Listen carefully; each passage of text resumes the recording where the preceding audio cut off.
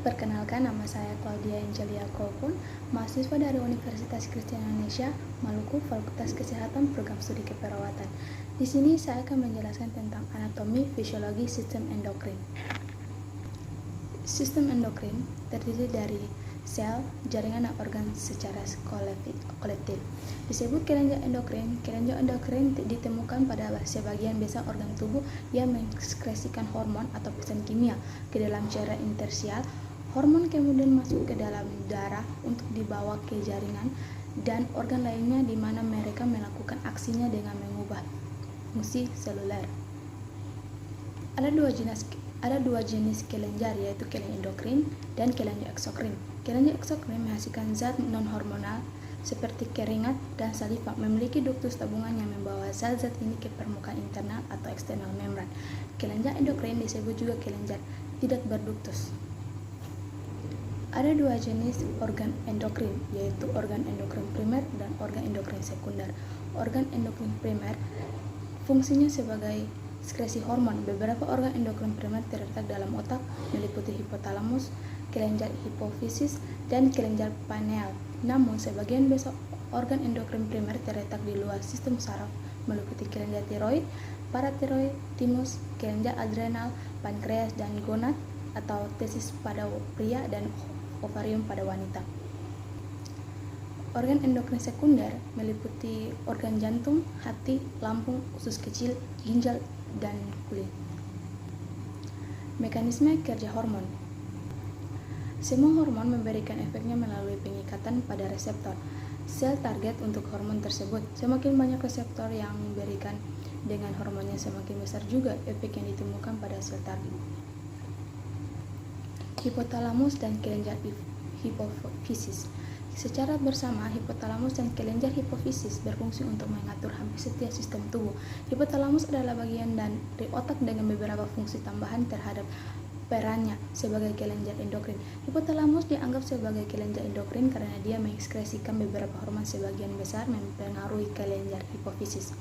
Kelenjar hipofisis memiliki struktur yang seperti kacang yang terhubung ke hipotalamus oleh tangkai kecil dari jaringan yang disebut infundibulum. Kelenjar hipofisis terbagi ke dalam dua bagian, yaitu yang berbeda secara struktur, yang fungsinya yaitu lobus anterior yang berasal dari jaringan epitel kelenjar dan lobus posterior yang berasal dari jaringan saraf, di mana setiap lobus mengekskresikan hormon. Hubungan yang berbeda antara hipotalamus dan dua lobus kelenjar hipofisis adalah sangat penting bagi fungsi kedua organ endokriner tersebut. Sifat kimia hormon yang terbagi menjadi dua kategori, yaitu hormon yang larut dalam lipid dan hormon yang larut dalam air. Pengaturan kadar hormon dalam darah. Sekresi hormon ke dalam pembuluh darah perlu dikontrol. Jika tidak, akan mengalami kekurangan atau kelebihan produksi yang dapat menyebabkan penyakit. Merangsang sekresi hormon adalah penting, tapi dengan begitu juga menghambat pelepasan hormon. Proses ini melibatkan tiga jenis rangsangan yang sama, yaitu humoral, saraf, dan hormonal. Dua mekanisme pertahanan kadar hormon dalam darah: rentang hemostatis, umpan balik negatif dan umpan balik positif. Mekanisme umpan balik negatif dan positif dari hormon. Reseptor hormon dan mekanisme aksi. Hormon yang memperlihatkan aksi mereka dengan berikat ke protein yang disebut reseptor. Hormon dapat merangsang hanya pada sel yang memiliki reseptor untuk hormon tersebut. Bagian dari setiap molekul respon di mana hormon mengikat disebut situs reseptor, dan bentuk karakteristik kimia masing-masing situs reseptor memungkinkan hanya jenis tertentu hormon untuk mengikat itu. Berikut sistem neuroendokrin. Secara bersama, sistem saraf dan endokrin mengontrol semua perubahan yang terjadi di tubuh, dan pada tingkat mereka mengontrol satu sama lain. Misalnya, sistem saraf dapat merangsang atau menghambat pelepasan hormon sementara, atau sistem endokrin dapat memberikan atau menghambat impuls saraf. Namun demikian, terdapat beberapa perbedaan antara kedua sistem tersebut. Selanjutnya, kelenjar endokrin. Selanjutnya, kelenjar tiroid. Terbentuk kupu-kupu terletak di leher anterior pada trakea inferior. terhadap laring, terdiri dari dua lobus masing-masing lateral ke trakea yang dihubungkan oleh tim isthmus anterior. Kelenjar tiroid adalah kelenjar endokrin terbesar dalam tubuh. Kelenjar paratiroid. Kelenjar paratiroid adalah kelenjar kecil yang terletak pada permukaan superior kelenjar superior. Kelenjar tiroid umumnya terdapat 4 kelenjar tiroid, 2 kelenjar pada setiap lobus. Setiap kelenjar memiliki massa sekitar 40 mg atau 0,04 gram. Kelenjar tiroid tersusun atas 2 jenis sel, yaitu sel Chief dan occipes. Fungsi kelenjar paratiroid mengatur pelepasan kalsium dari tulang ke aliran darah, mengendalikan penyerapan kalsium dari makanan atau minuman pada saluran pencernaan, merangsang pembentukan vitamin D pada ginjal. Kelenjar adrenal. Sepasang kelenjar adrenal juga dikenal sebagai kelenjar suprarenal karena terletak di atas ginjal dalam ruang red pineal.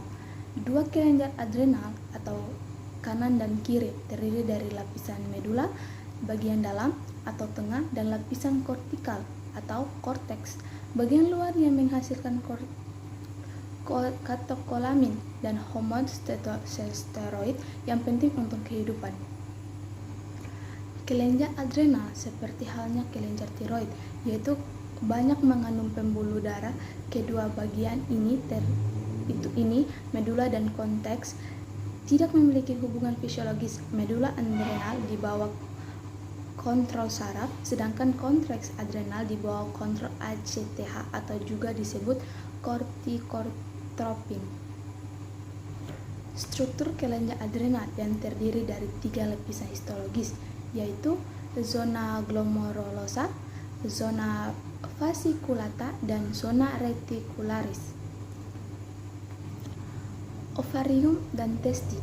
Gonad adalah organ menghasilkan gamet, sperma pada pria dan oosit pada wanita. Selain sebagai fungsi reproduksi, gonad juga mengekskresikan hormon ovarium, mengekskresikan beberapa hormon steroid, meliputi 2 estrogen atau estradiol dan ekstron, dan progesteron. Hormon seks wanita bersama dengan FSH dan LH pada hipofisis anterior mengatur siklus menstruasi, mempertahankan kehamilan, dan mempersiapkan kelenjar mama untuk laktasi. Hormon ini juga menyebabkan pembesaran payudara dan pelebaran pinggul pada masa pubertas. Gonad laki-laki, testis, kelenjar oval yang terletak di skrotum.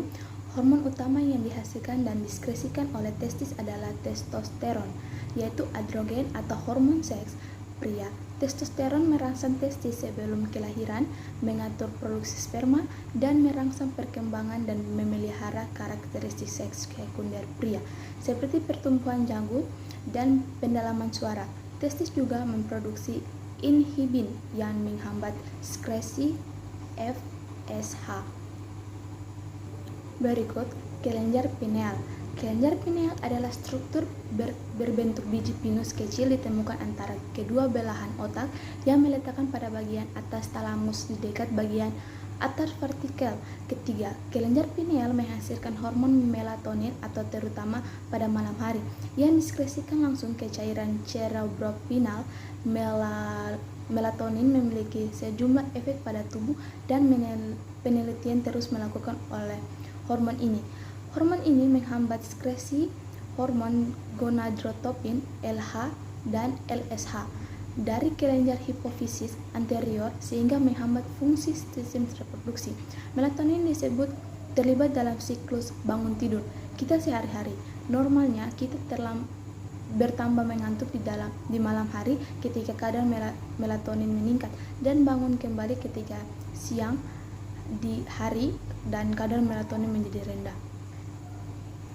Fungsi kelenjar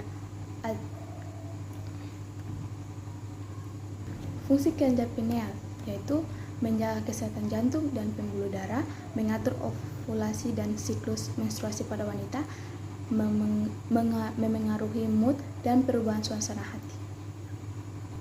Mungkin itu saja penjelasan dari saya. Sekian dan terima kasih.